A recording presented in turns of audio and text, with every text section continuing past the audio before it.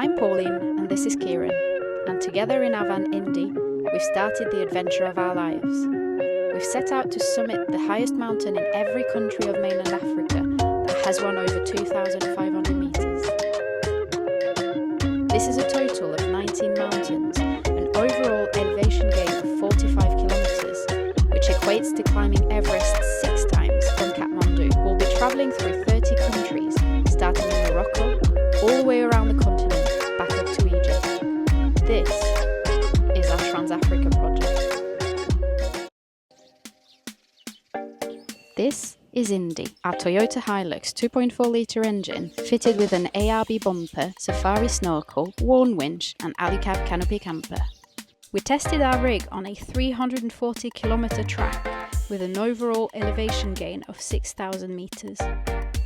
We'd only been on the track for a few minutes that we already met our first wild monkeys. A very promising start to our African adventure. As we climbed higher, snow appeared on the ground.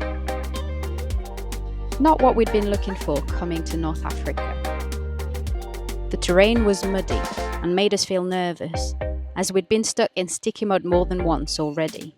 The trail became technical on a couple of occasions, but in the heat of the moment, we forgot to take the camera out and film it. We're complete beginners, as you can probably tell.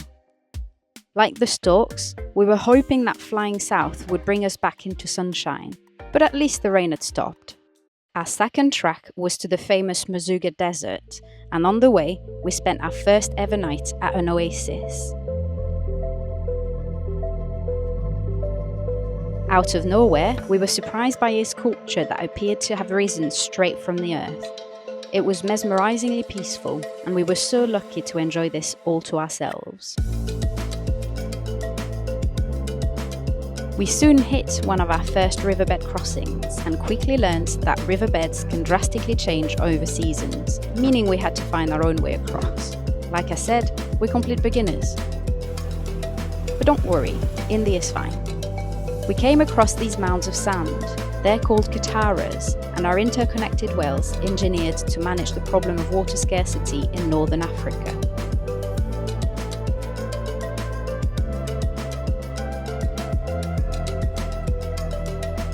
This section of desert was also home to what looked like the remnants of an old fort with amazing rock formations.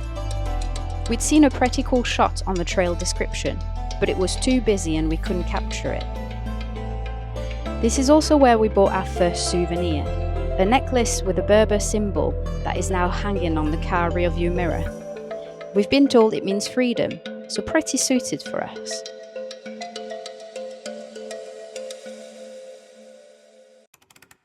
In Morocco, Kieran had the time of his life.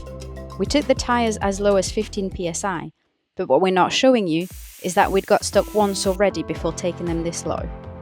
The fun had already started. He drove up and down the dunes all day, enjoying the soft Sahara sand.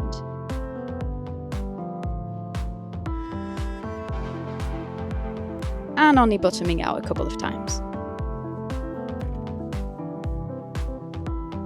It did get intimidating though, going deeper into the desert by ourselves, so we retreated. We met Hassan, a Berber who sold fossils and jewellery. Very nice man who opened up the conversation by asking Kieran how many camels I was worth. No business for him that day though, as I'm still here to tell the tale.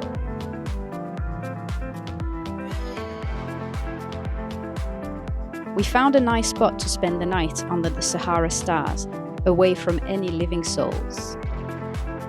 Us, the desert, and the starry sky. Truly a once-in-a-lifetime experience.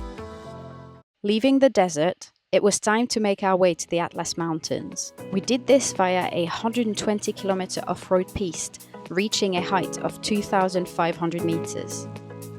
Once again, the views did not disappoint. We stopped in a plain to enjoy a peaceful night's sleep and catch up on daily chores we had been avoiding.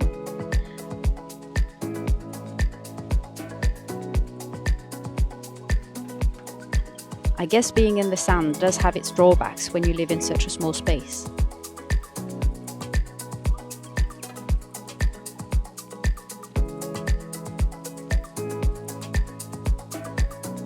But at least it didn't take long to tidy up.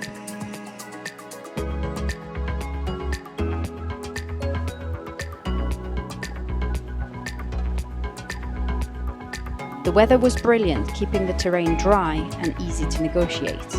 This was lucky, as the second half of this trip was up narrow and windy roads that we did not dream of getting stuck on. We drove through numerous little mountain villages with happy locals. The camera footage really doesn't give a true representation of how narrow the paths were. I more than once had my heart skip a beat. The people here really have a gift with creating plant life out of such arid conditions. It is incredible to see. With the next short off-road track, we reached the timeless Kasbah of Ait Ben Haddou, driving through a movie set, which we later found out to be Gladiator 2.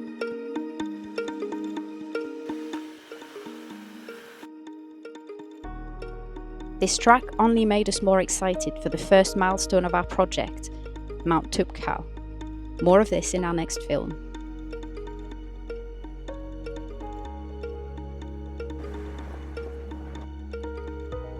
Next, we made our way south towards the Mauritanian border via one of our favourite off-road routes. 140 kilometres of very rocky tracks leading to something very special.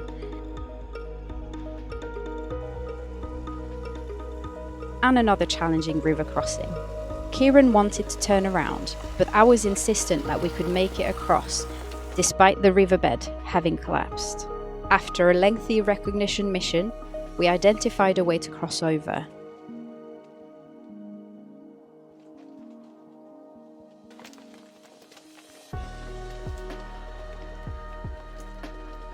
And this time, no major drama.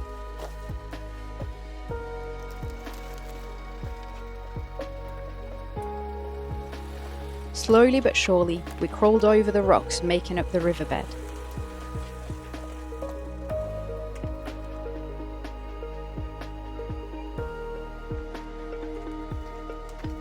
And before we knew it, we'd made it to the other side. The rest of the trail was straightforward. And finally, here they were, the famous painted rocks. A stunning sight on such a scale that it is impossible to comprehend how it was realised. We set up camp, made a fire, cooked, and spent a great night once again under a starry sky, followed by the most stunning sunrise.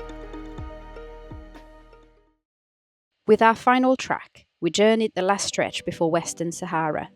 230 kilometres of roads weaving through white sand beaches and up on cliffs, taking us to a beautiful fort.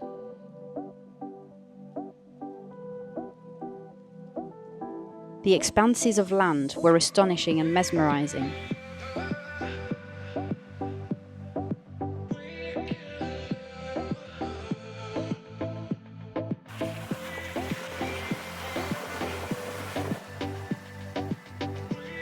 We found an awesome spot for the night and once again enjoyed the pure silence and blissfulness of the African desert.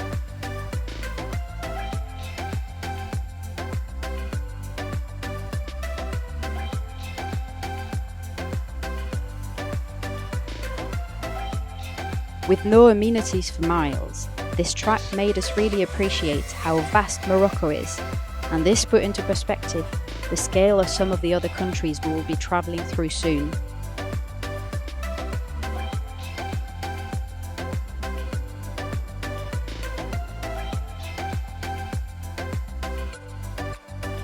The confidence that we've gained while off-roading in Morocco has also made us even more excited for what's to come. We cannot wait to see what the rest of Africa has to offer. This track went through military grounds, and therefore we didn't meet many people along the way. Camels were the only living creatures we interacted with. Well, if you can call this interacting. So that's a wrap on what 2,500 kilometers of off-road tracks in Morocco could look like. We enjoyed every second of it and would highly recommend it to anyone who, like us, want to get stuck into the excitement of off-roading. During our trip, we used the Wikiloc app. It has a great range of trails available for all different ability levels. It is a user-friendly app that allows you to record your own tracks too. If you've made it this far, thank you so much for joining us, and see you soon.